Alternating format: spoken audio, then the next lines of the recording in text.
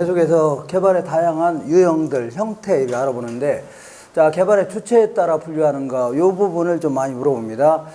자, 이 공영개발은요, 개발의 주체가 공이란 얘기죠. 국가나 지자체.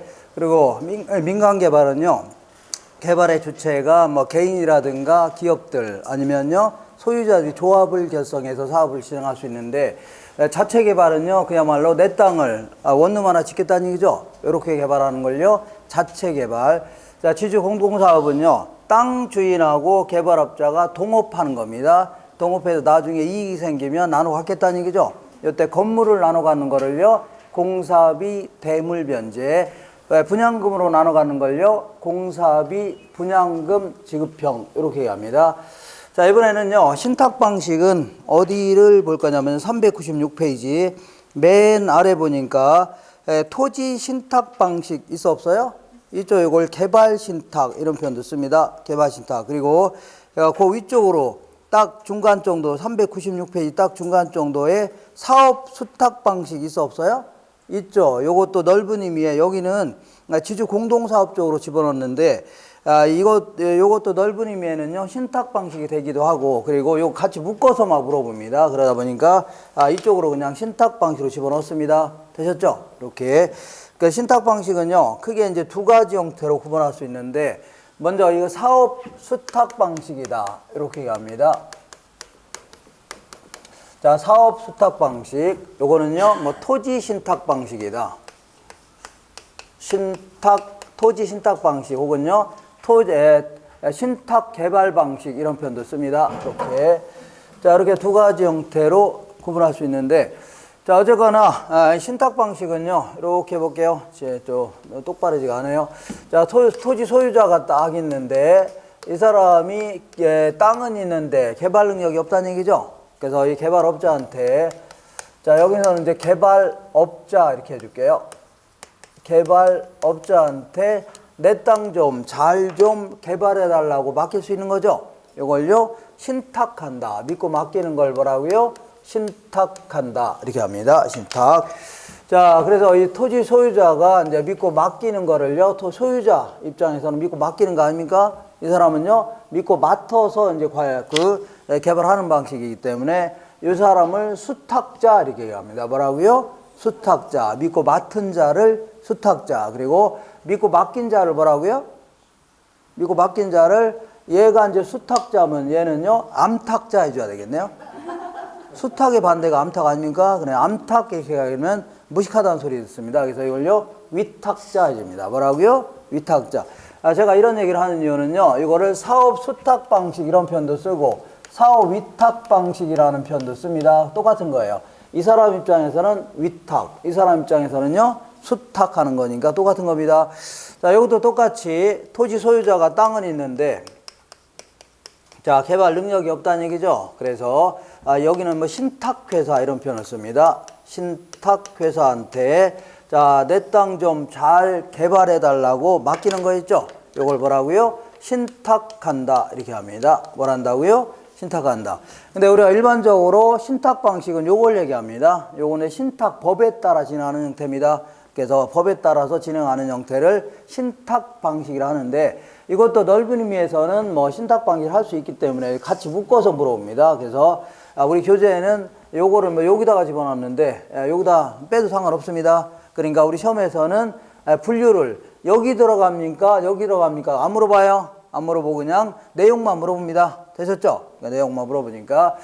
자, 그러면 여기서 이제 가장 큰 차이점은 뭐냐면, 가장 큰 차이점은 얘는 믿고 맡길 때 소유권을 이전합니다.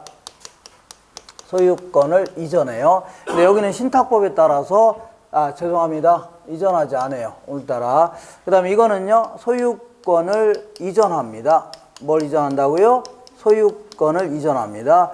자, 그러면 소유권까지 이전한 이유는 뭐냐? 요거는 좀 소규모 개발 사업, 요거는요, 약간 대규모 개발 사업에 활용될 수 있는데, 소유권까지 이전한 이유는요, 어떤 사람이 평생을 농사만 지어왔는데 60여 년 가까이를 농사만 지어왔는데 어느 날 자기 땅이 도시로 바뀌어서 안 바뀌었어요? 도시로 바뀌는 바람에 자기도 이제 건물 하나 지어서 임대 좀 해보고 싶은데, 이 건물에 대해서 아는 게 있어 없어요? 없죠. 그러니까 보통 이제 대규모 개발 사업에서는 KB 부동산 신탁이라든가 한국토지신탁 이렇게 대형 업체가 참여합니다. 그래서 여기다 이제 맡기는 겁니다. 맡기면 얘네들이 뭐라고 하냐면 소유권까지 이전한 다음에 그냥 빠져 계시라는 얘기입니다. 뭐라고요? 그냥 집에서 손자들도 보고 이렇게 빠져 계시래요. 그러면 우리가 알아서 전부 다 사업도 기획하고 자금도 우리가 다 조달하고 신탁회사에서 건물도 짓고 나중에 분양이나 임대까지 다 한 다음에 우리 수수료 빼고 넘겨주겠다는 얘기입니다. 그래서 이 사업의 실질적인 사업의 주체는 개발 사업의 주체는 누구라고요? 신탁회사다 이제입니다. 그래서 이 사람이 전부 다 그리고 우리 신탁법에 따르면요 믿고 맡길 때는 이렇게 신탁회사는 수익증권을 발행하도록 하고 있습니다. 그래서 나중에 수익증권을 갖고 있는 자가 이익을 배당받는 이 상태입니다. 이렇게.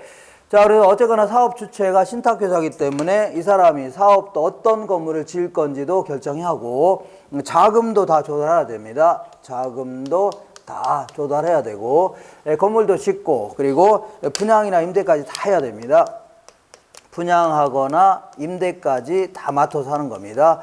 자, 그런 다음에 나중에 완공되면 분양이나 임대하게 되면 돈 들어와 안 들어와요? 들어오죠. 여기서 얘들 들어간 비용을 다 빼야 됩니다. 각종 소요된 비용을 다 빼야 되고 그리고 얘랑 똑같은 점이 있다면 동일한 점이 있다면 얘는 개발 사업이 성공하면 돈을 많이 가져가고 이런 거 없습니다. 없어요. 그냥 처음부터 약속한 수수료를 취득하는 형태입니다. 뭘 취득한다고요? 수수료 얼마를 받겠다고 했죠? 약속한 수수료는 받고 요것만 빼고 남는 이익을요 토지 수익증권의 소유자한테 돌려줘야 됩니다.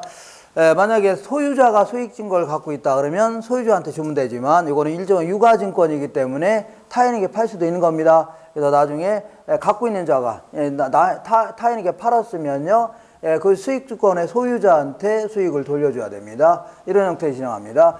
자, 근데 이제 사업 수탁 방식은요 소유권을 이전해요 안 해요?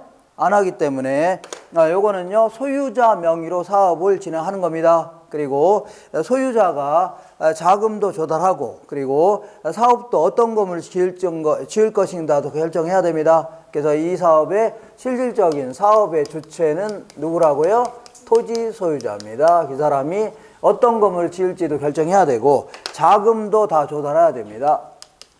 자, 추가적인 자금도 조달해서 이 개발업자가 이 돈 가지고 자, 이 신탁 방식은요 분양이나 임대까지 다 끝내는 조건입니다. 일반적으로 분양이나 임대까지 하고 자, 그리고 나서 돈 들어와 안 들어와? 들어오죠. 이거를 자기네들 혹시 들어간 비용이 있으면 다 빼야 됩니다. 그리고 얘랑 동일한 점이 있다면 얘도 마찬가지로 처음부터 약속한 수수료를 취득하는 형태입니다. 뭘 취득한다고요? 수수료를 취득한다.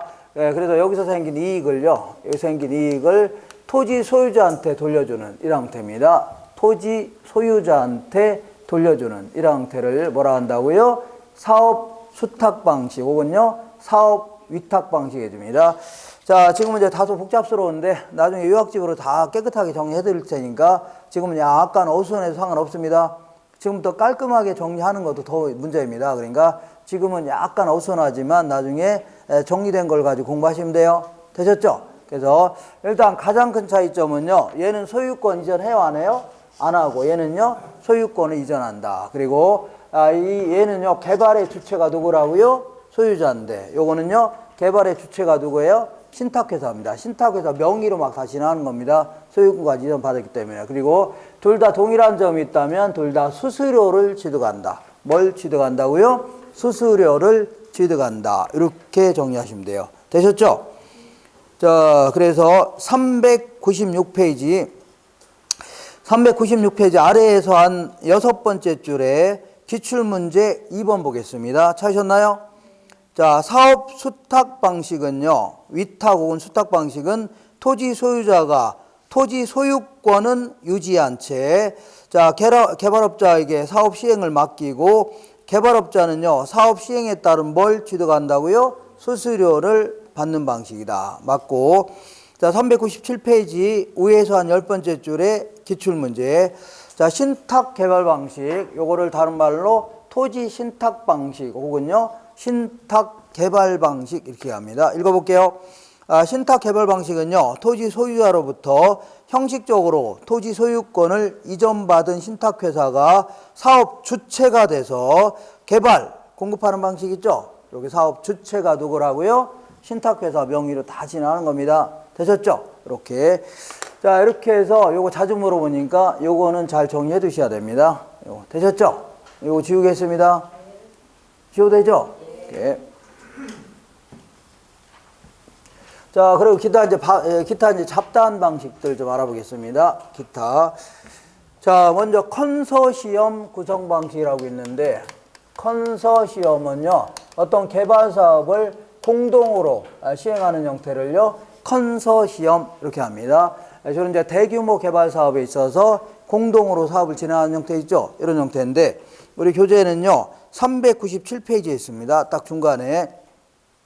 자, 대규모 개발 사업이 있어서 사업 자금의 조달 혹은 기술 보완 등의 필요성에 의하여 법인 간의 컨소시엄을 구성하여 사업을 수행하는 방식 있죠. 여러 사업체가 공동으로 같이 함께 사업을 시행하는 것을요, 컨소시엄 해줍니다. 그래서 이번에 참여회사 중에 하나가 대표회사가 되거나 별도의 연합법인을 설립하여 시행할 수 있다는 얘기죠. 그래서 예컨대 이렇게 이제 동해에다가 이제 석유 시추 사업을 하려고 합니다. 석유 시추. 자, 석유를 찾아내서 끌어내는 작업 이런 걸 좀 하려고 합니다. 이렇게 해서 외국에다가 이제 팔거나 하려고 이제 해보려고 하죠. 이러한 대규모 건설 사업인데 요거를 여러 건설사가 참여할 수 있을 겁니다.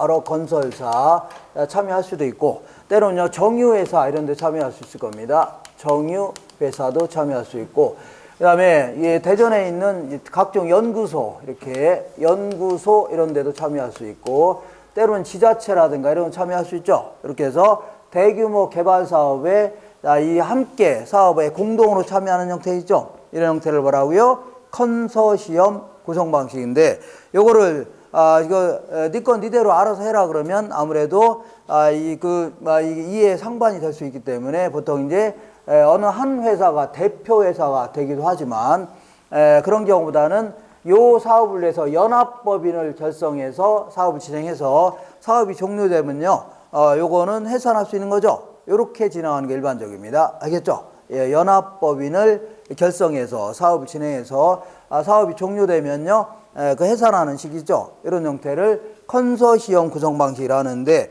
요거는 저 장단점이 좀 있습니다.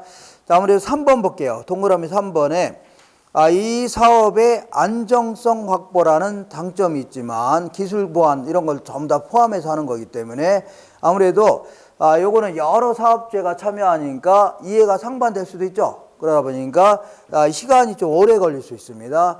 그리고 밑에 출자 회사 간의 이해 조정도 필요하고 그 다음에 여기에 사업이 잘 되면 상관없는데 석유 시추가 안 될 수 있죠. 그러면 서로 이제 힘드니까 너 때문에 잘못됐다 말 이렇게 해서 책임 회피 현상 있죠. 이런 게 발생할 수 있습니다. 그러니까 사공이 많으면 배가 어디로 가요?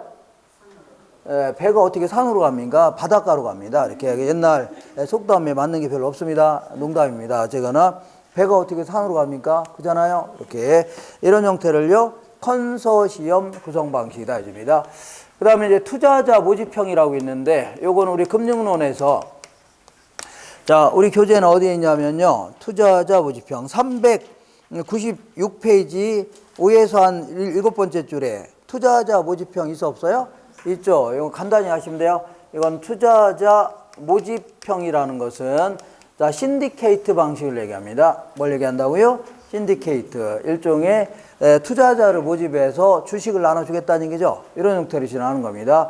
그래서 어떤 개발업자가 자 간단히 개발업자가 이제 개발 사업을 하려고 합니다. 부동산 개발 사업을 하려고 하는데 자 이거를 이 돈을요 은행에서 빌리거나 이런 게 아니라 요 사업을 위해서 투자자들을 모집합니다. 투자자들 예를 들어서 내가 이제 제주도에다가 이제 대규모 골프장을 건설하려고 하니까 신문에다가 이제 광고를 내는 겁니다.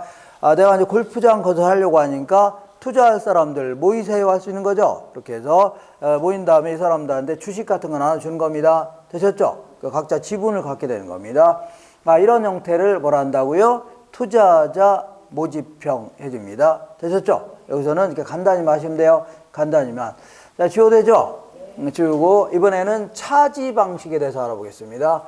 자, 차지라는 것은요, 이 땅을 빌려서 개발하는 형태를요, 차지 방식이다. 이렇게 합니다. 그래서 거기 397페이지 맨 아래쪽에 박스 하나 보면 넓혀보기라고 돼 있어, 안 돼 있어요? 돼 있죠. 그래서 여기에는 신차지 방식이라는 게 있고, 자, 이 차지 방식은요, 땅을 빌려서 개발하는 방식입니다. 자, 이 빌려서 개발하는 방식은 옛날식 차지 방식이라는 게 있습니다. 이걸요, 구차지 방식 해주고, 그 다음에 요거는요, 새로운 형태의 차지 방식입니다. 이걸요, 신차지 방식 이렇게 합니다. 다른 책은 이런 식으로 이제 구차지 이것도 다 적혀 있습니다. 어쨌거나 땅을 빌려서 개발하는 건데, 요거는 구차지 방식은 이렇게 토지 소유자가 있는데 소유자의 땅을 이제 빌리는 겁니다. 빌린다. 자, 빌려서 이제 개발하는 이런 형태입니다. 이것도 마찬가지로 토지 소유자의 땅을요, 빌리는 겁니다. 이렇게 빌리는데, 자, 이 빌릴 때 그냥 빌려요? 뭐가 때 권리를 설정해야 돼요? 권리 설정해야 될 거 아닙니까? 그래서 이거를 일본식 표현으로는요, 차지권을 설정한다는데, 차지권. 일본식 표현으로는 뭐라고요? 차지권. 그러니까 우리나라, 이거는 일본 책 가다 베끼다 보니까 이렇게 된 거고, 우리나라 표현으로는 지상권을 설정하는 겁니다. 뭘 설정한다고요? 지상권 설정해서 빌려서 개발하는 겁니다. 이렇게. 자, 빌려서 개발하는데, 얘는요, 나중에 완성된 부동산을 타인에게 팔을 목적이 있습니다. 제3자에게. 그렇기 때문에 비싸게 팔 수도 있는 거죠. 그러다 보니까 아예 처음부터 이제 빌릴 때 고액의 권리금을 지급하면서 빌립니다. 자, 권리금을 지급하면서 빌려요. 자, 이렇게 해서 이 건물을 이제 완성시킬 겁니다. 개발업자는. 그런 다음에 이거는 제3자한테 판다고 했죠. 파는데 어떻게 파냐면, 자, 어떻게 파냐면 차지권이 포함되어 있는 상태, 이걸 부라고 합니다. 차지권부로 분양하는 겁니다. 차지권이 포함되어 있다는 얘기는 내가 이 건물을 구입했다. 그러면 건물은 내 거예요. 그렇지만 땅은 누구 거라고요? 소유자 거로 계속 남아있는 겁니다. 이런 형태로 진행하는 거를요, 구차지 방식이라고 한다면, 얘는요, 나중에 완성된 부동산을 소유자한테 돌려줄 의사가 있습니다. 그렇기 때문에 아예 동업의 형태가 비슷해지는 겁니다. 무슨 형태라고요?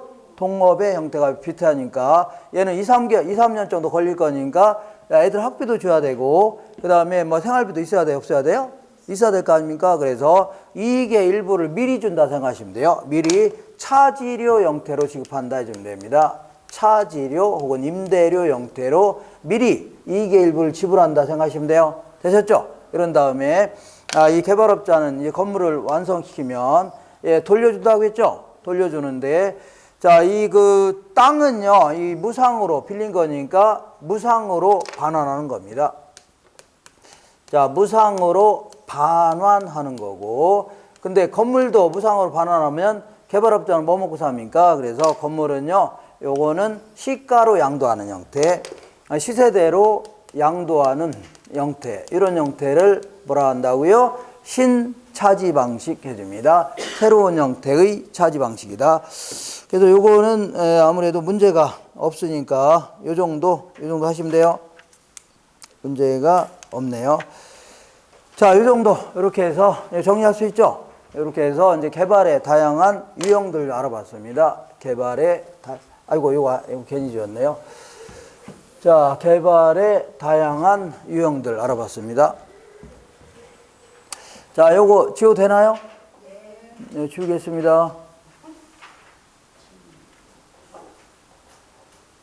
지워도 되죠? 네.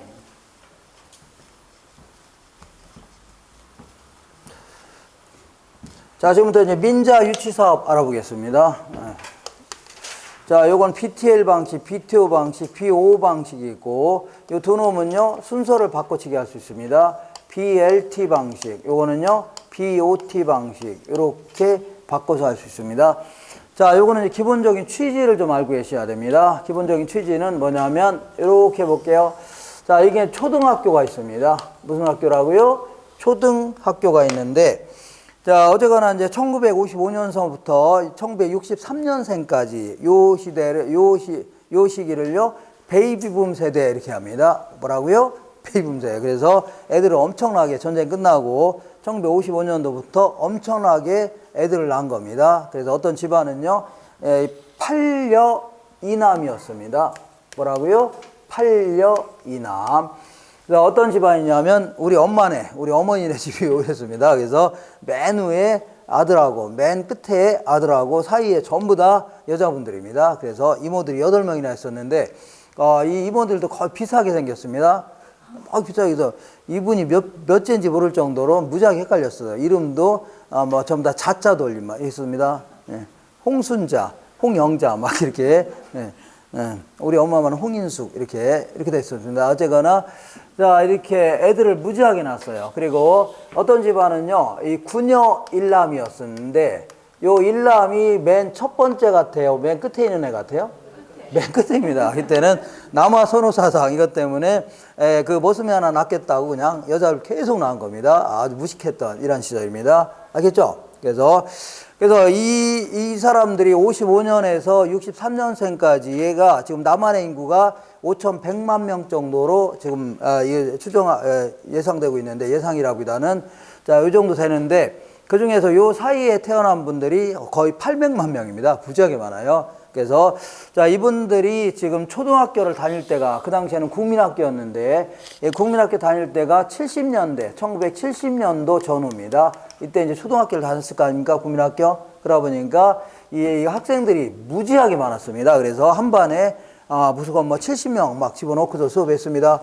빠곡빠곡 해서 교실도 큰 줄 알았더니 나중에 가보니까 쪼매납니다. 쪼매나는데 그냥 빠글빠글 앉아서 수업하고 그것도 모자라서 오전반도 있고 오후반도 있고 막 그랬습니다. 창고 같은 거 빌려서 오후에도 막 수업하고 그랬습니다. 이렇게 해서 학생들이 무지하게 많았던 이런 시절인데 어쨌거나 이분들이 이제 그 학교 다닐 때가 1970년대 왔다 갔다 그때 아닙니까? 근데 지금 2024년 또 아닙니까? 그러니까 거의 50년이 훨씬 넘어간 겁니다. 그러다 보니까 이 초등학교를 교체할 때가 됐습니다. 전부 다 바꿔야 될 거 아닙니까? 낡고 노후화돼서. 근데 요거를 정부 예산을 편성해서 이걸 진행했다가는 시간이 너무 걸릴 수밖에 없어요. 왜 그러냐면 요거를 정부 예산 가지고 초등학교만 질 수는 없는 거죠. 그러니까 뭐 이 탱크도 구입해야 되고 공무원 월급도 줘야 되고 노인 복지도 써야 되고 쓸 돈 많아요, 적어요? 많죠. 그러니까 이게 한꺼번에 이거 교체하는 거는 너무 시간이 걸릴 수밖에 없어요. 몇 년에 걸쳐서 계속 이렇게 교체할 수밖에 없는 겁니다. 수십 년에 걸쳐서. 알겠죠? 그래서 너무 급하다는 얘기죠? 그래서 안 되겠다. 요걸 건설업자한테 좀 지어달라 그런 얘기입니다. 뭐라고요? 건설업자들한테 좀 교체해달라 그런 얘기입니다. 그리고 자, 도로라든가 하천, 항만, 철도 이런 것들을 사회 간접 자본 이렇게 합니다. 이걸 소셜 어버헤드 캐피털 내주는데 이러한 간접 자본이 적절히 갖추었을 때 그 나라는 고도 성장하는 겁니다. 자, 기업들이 물건을 아무리 잘 만든다 하더라도 물건의 유통이 있죠. 이걸 줄여서 물류라고 해서 도로라든가 창고 이런 게 제대로 안 갖춰 있으면요, 제대로 유통이 돼야 한대요. 안 될 수 있죠. 그러니까 고도 성장이 아주 제한될 수밖에 없는 겁니다. 그래서 옛날에는요, 도로 같은 걸 다 도로공사가 도맡아서 했는데 지금 이제 도로에 대한 수요가 굉장히 많아지다 보니까 이것도 마찬가지로 도로공사 예산 가지고 했다가는 시간이 걸려요, 안 걸려요? 무지하게 걸린다는 얘기입니다. 그래서 요거를요, 일반 건설업자한테 맡기겠다는 얘기죠. 맡기는데 두 가지의 가장 큰 차이점은요, 요거와 요거의 차이점은요, 초등학교를 지어달라는 얘기죠. 근데 문제는 도로 같은 경우에는 도로를 깐 다음에 거기에 톨게이트 설치해서 그 왔다 갔다 하는 차들한테 이렇게 톨비 받아가면서 회수할 수 있어 없어요? 있다는 얘기입니다. 그러니까 이용자들한테 투하된 자본을요, 회수할 수가 있다는 얘기입니다. 투하된 자본을 회수가 가능한데 우리 초등학교는요, 초등학생들 이 초등학교 지어준 다음에 수의실 앞에서 지나가는 꼬맹이들한테 돈 달라면 돈 줘야 안 줘요? 메롱하면서 도망갈 거 아닙니까? 그래서 그 이용자 의무교육 아닙니까 지금? 그러니까 이용자들한테 투하된 자본을 회수할 수 있어 없어요? 없다는 얘기입니다. 투하 자본을 회수할 수가 없다. 요게 이제 가장 큰 차이점입니다. 알겠죠? 그래서 자, 먼저 B라는 게 뭐냐면 B라는 게 민간이 빌드해 갖고 민간이 개발한다 이런 뜻입니다. 누가 개발한다고요? 민간이 건설하고 빌드 여기서는. 그런 다음에 트랜스퍼라는 것은 요거는 소유권을 넘기다 이런 뜻입니다. 여기서는 트랜스퍼 해준 뭐라고요? 소유권을 국가나 지자체한테 넘기라는 얘기죠. 그런 다음에 요거는요 초등학교입니다. 초등학교는 초등학생들한테 투하된 자본을 회수할 수 있어 없어요? 없으니까 아예 우리가 한 30년 정도에 걸쳐서 예산을 편성해서 임대료 형태로 지급하겠다. 리스해주면요 임대료를 얘기합니다. 알겠죠? 이런 형태로 진행하는 걸요 BTL 방식 해줍니다. 이번엔 도로 같은 거 볼게요. 도로 같은 경우에는 민간이 도로를 까는 겁니다. 알겠죠? 그런 다음에 소유권을 넘기라는 얘기죠.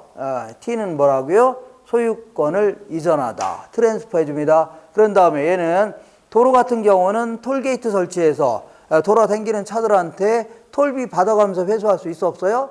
있다는 얘기입니다. 알겠나요? 그래서 니네들이 운용해가면서 회수해가라. 이걸 오퍼레이트 해줍니다.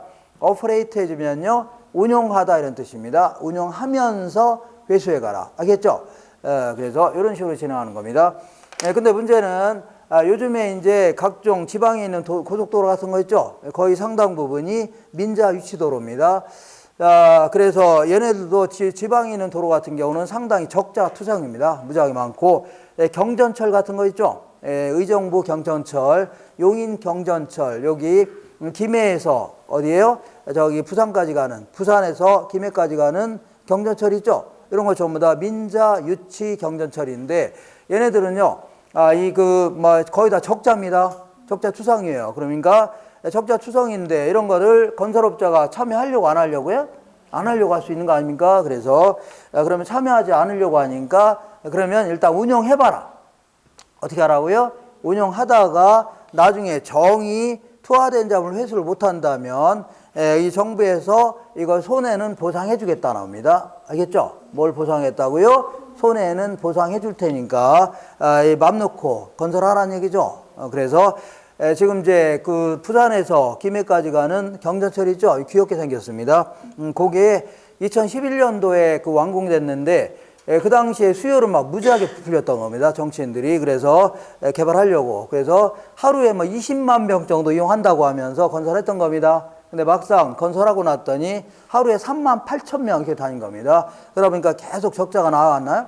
나서 향후 30년 동안 30년 동안 김해시하고 그 다음에 이 부산시가 이제 이거 적자를 떼어야 됩니다. 한 2조 가까이를 떼운 식으로 이렇게 계산이 됐는데 요즘 들어보니까 사람이 좀 많더라고요. 제가 6년 전에 거기 다닐 때는 텅텅 비어서 다녔습니다. 6년 전에 제가 김해 법학원이라고 거기 있었습니다. 거기 부산에서 다녔는데 그때 그거 타고 다녔거든요. 그때는 계속 앉아 다녔습니다. 텅텅 비어서 재밌습니다. 거기. 그래서 뒤에서 보면 이게 차 오고 하는 거 귀엽게 생기고. 근데 요즘에는요. 요즘에도 제가 김해 고시학원 나가고 있거든요. 그래서 요때는요 꽉꽉 차서 다닙니다. 꽉꽉 차서. 그래서 막 맨날 서서 다닙니다. 지금은. 그래서 그 옛날엔 3만 8천 명 정도로 예상했는데 지금은요 거의 10만 명 가까이 이용한답니다. 그래서 적자는 많이 줄어들 것 같습니다. 어쨌거나 이런 식으로 해서 일단 이용해라, 운영해라. 그래서 나중에 손해 나면 손해 나는 부분 있죠. 이런 거 채워 주겠노라. 이렇게 해서 진행합니다. 그리고 요 두 놈은요 순서를 바꿔서 할 수 있습니다. 어떻게 해요? 순서. 자, 먼저 민간이 개발하는 걸요 빌드 해줍니다. 빌드.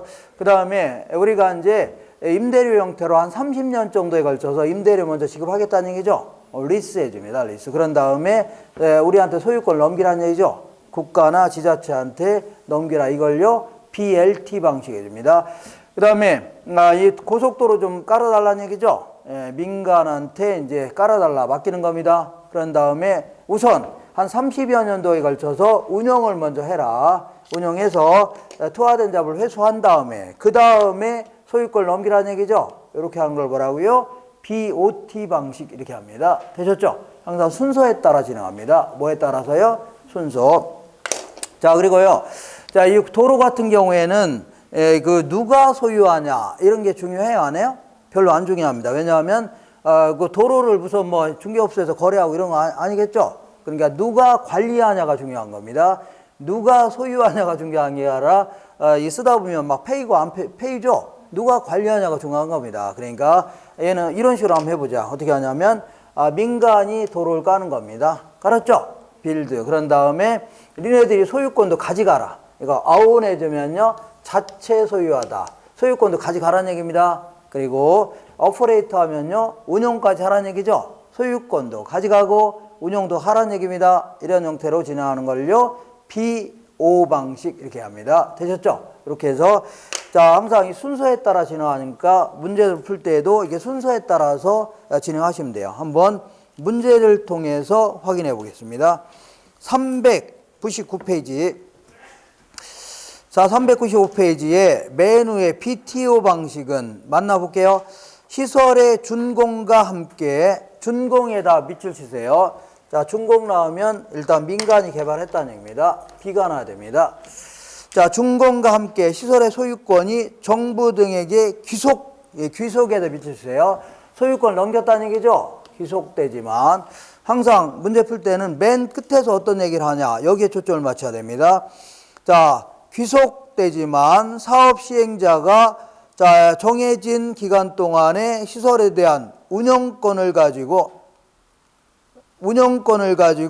수익을 내는 방식으로 자, 귀속되지만 그 다음에 운영권을 운용에다 비추세요.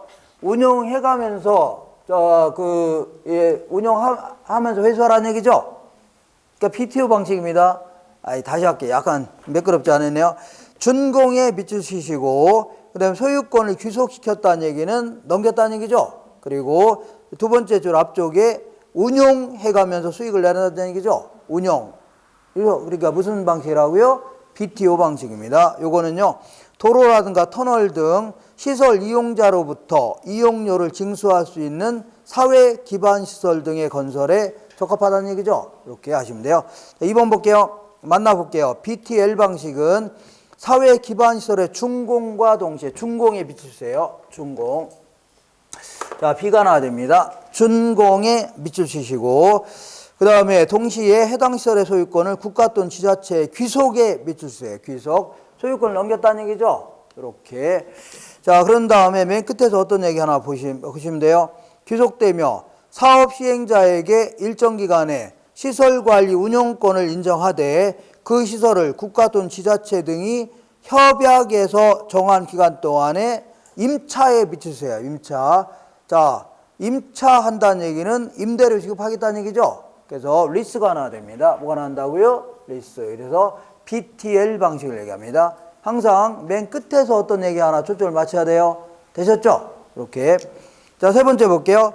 BTL 방식은 아무래도 요걸 얘기하는데 요거는 초등학교 같이 자, 이 부화된 자본을 회수할 수 없는 시설 있죠? 여기에 적합합니다. 3번 볼게요. BTL 방식은 학교 시설이라든가 문화시설 등 시설 이용자로부터 사용료를 징수하기가 어려운 사회 기반 시설 건설 사업에 주로 활용된다. 4번 볼게요. BOT 방식 만나보겠습니다. 자, 민간 사업자가 자금을 조달하여 시설을 건설에 밑줄 주세요. 밑줄. B가 나야 됩니다. 자, 건설한 뒤 일정 기간 소유 운용한 뒤 운용에 밑줄 주세요. 일단 소유권 넘기기 전에 운용한 뒤 한 30여 년도에 걸쳐서 운용한 뒤 자, 운영한 후에 사업 종료한 후에 국가 또는 지자체 등에게 시설의 소유권을 이전에 밑주세요. 그 다음에 소유권을 넘기겠다는 얘기죠. 그러니까 이제 BOT 방식을 얘기합니다. 무슨 방식이라고요? BOT 방식. 그 다음에 5번 볼게요. 5번 만나볼게요. BLT 방식은 사업 시행자가 자금을 조달하여 시설을 건설에 비추세요. 건설. B가 나야 됩니다. B가. 자, 건설한 뒤 일정 기간 동안에 타인에게 임대에 비추세요.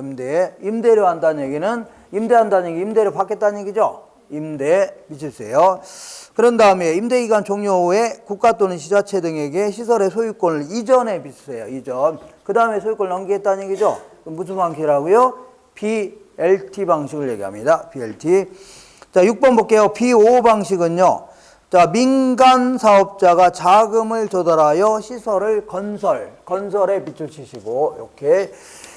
자, 그다음에 그 건설하고 준공과 동시에 민간 사업자가 당해 시설의 소유권과 운영권을 가져가는 거, 소유권도 가져가고 아운해지면 소유권을 가져간다는 얘기입니다. 오퍼레이트 하면요, 운영도 한다는 얘기죠. 이걸요, B5 방식을 얘기합니다. 소유도 하고 운영도 한다는 얘기죠. 이렇게 해서 지금은 조금 헷갈리지만 나중에 이거 나오면 뭐 맞출 수 있습니다. 맞출 수 있어요. 이렇게 해서 이 정도 정리하시고 쉬어도 되죠? 쉬우겠습니다. 자, 이렇게 해서 요거 이제 뭐 이 개발의 여러 가지 유형들이 있죠. 요거 알아봤고, 자, 시간이 좀 어중간하기 때문에 잠깐만 쉬었다가 이 그 개발의 여러 가지 단계 알아보겠습니다. 잠깐 쉬었다 하겠습니다.